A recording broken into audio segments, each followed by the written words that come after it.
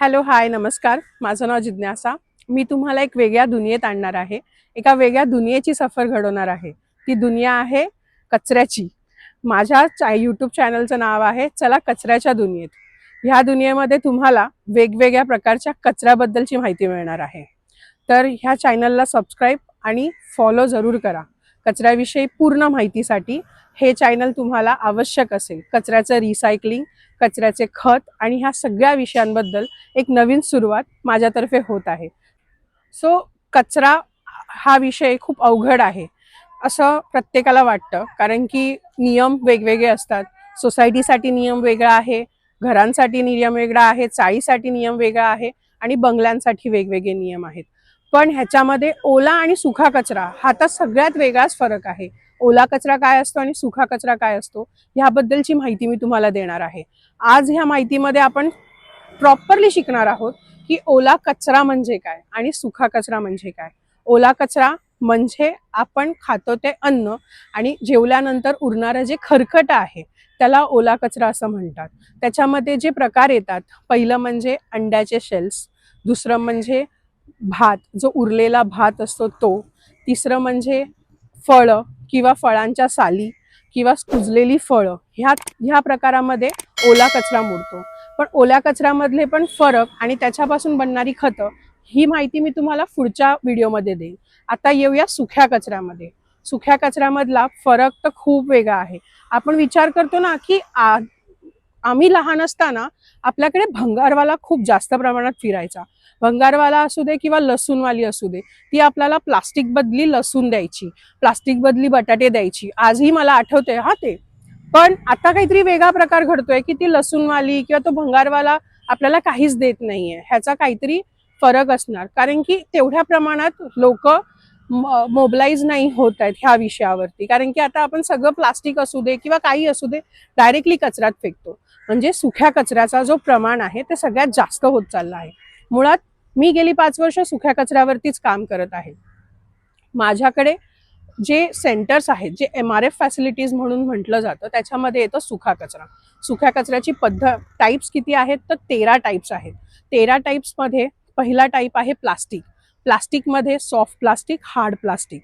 Soft plastic म्हणजे पन्नी, जी आपण घरात आणतो ती पिशवी. दुसरं हार्ड प्लास्टिक म्हणजे आपले स्विगी आणि झोमॅटोवाले किंवा आपले डब्बे.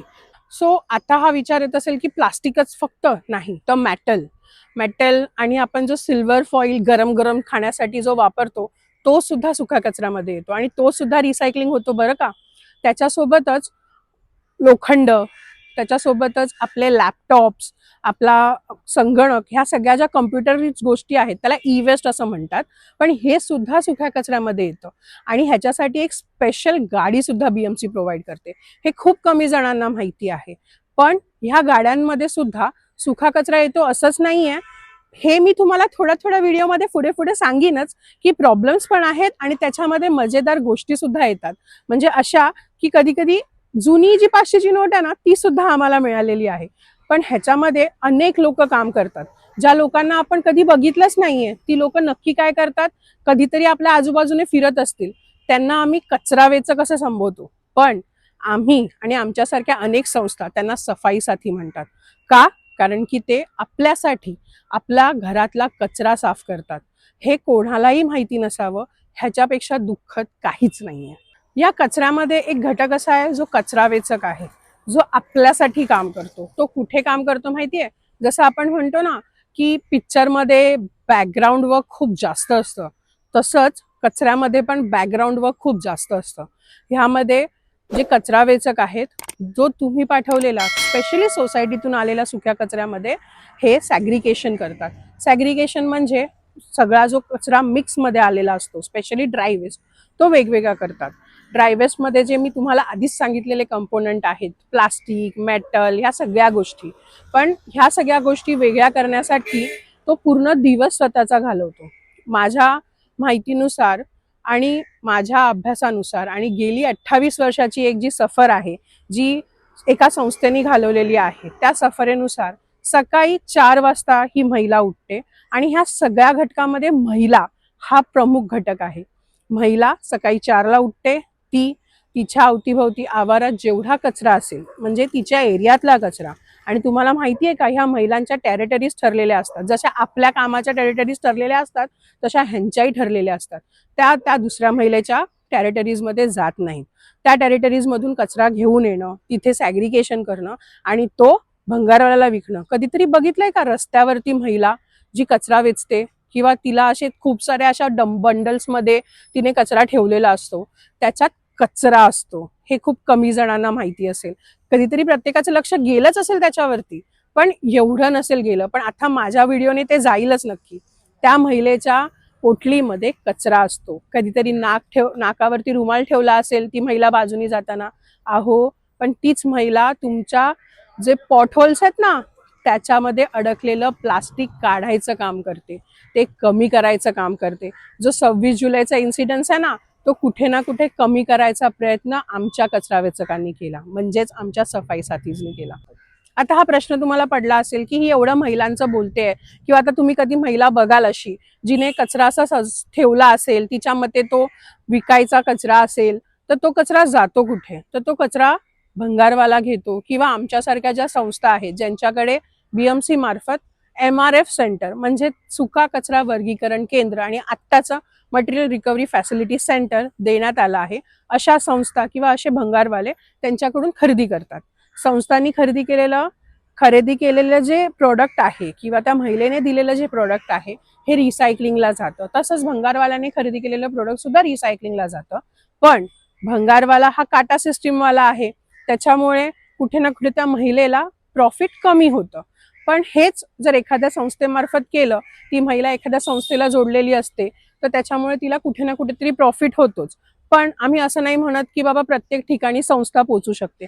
मग तिथे काही भंगारवाले पोचतात आणि त्यांच्याकडून खरेदी करतात, पण ह्याच्यावरती त्यांची उपजीविका चालू असते.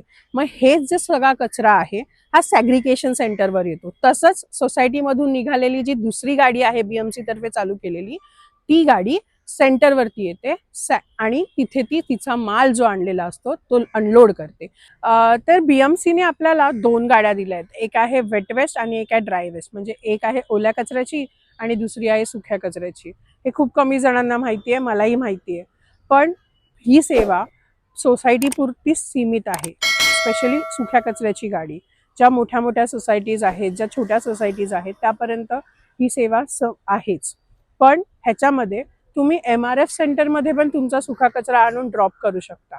मी प्रयत्न करीनच की त्या MRF सेंटरचा ॲड्रेस किंवा ॲटलिस्ट त्या संस्थेचं नाव प्रत्येक व्हिडिओ नंतर थोड्याशा प्रमाणात देण्याचं, किंवा तिकडचा एखाद्याचा कॉन्टॅक्ट नंबर देण्याचं, म्हणजे तुम्ही तुमचा सुका कचरा त्या MRF सेंटरपर्यंत पोचवू शकता आणि त्यानंतर तो कचरा प्रॉपरली रिसायकलिंगला जाऊ शकतो. तर तुम्हाला आम्ही या सगळ्या व्हिडिओजमध्ये सॅग्रिगेशन सेंटर्सची व्हिजिट करवणार आहोत, जे प्रत्येक संस्थेला BMC तर्फे अलॉट केलेले आहेत. आणि ह्याच्या पुढे जर तुम्ही असेच ह्या व्हिडिओजला फॉलो केलं आणि सबस्क्राईब केलं, तर आम्ही प्रयत्न करू की ओव्हरऑल पूर्ण महाराष्ट्रात जितके MRF सेंटर्स आहेत तिथे आम्ही पोचू आणि ह्या सगळ्या सफरमध्ये कचऱ्याची एक अशी दुनिया बघू की जी दुनिया खूप कमी जणांना माहिती आहे. आणि त्या दुनियेसोबत तुम्हाला असंही कळेल की कचऱ्याला आकार कसा मिळतो. अशाच जर व्हिडिओज तुम्हाला पाहिजे असतील कचऱ्याच्या दुनियेतल्या, तर ह्या व्हिडिओला लाईक, शेअर आणि सबस्क्राईब करा.